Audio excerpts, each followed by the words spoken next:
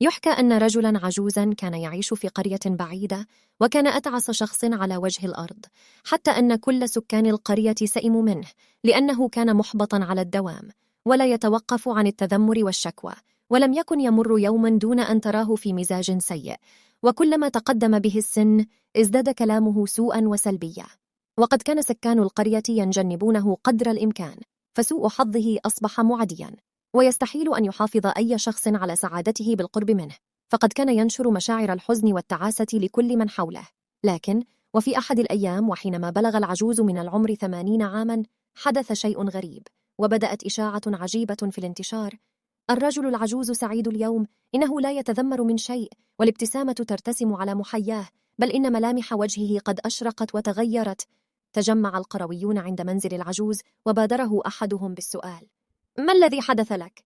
وهنا أجاب العجوز: لا شيء مهم، لقد قضيت من عمري 80 عاما أطارد السعادة بلا طائل، ثم قررت بعدها أن أعيش من دونها وأن أستمتع بحياتي وحسب، لهذا السبب أنا سعيد الآن. العبرة لا تطارد السعادة، بدلا من ذلك استمتع بحياتك.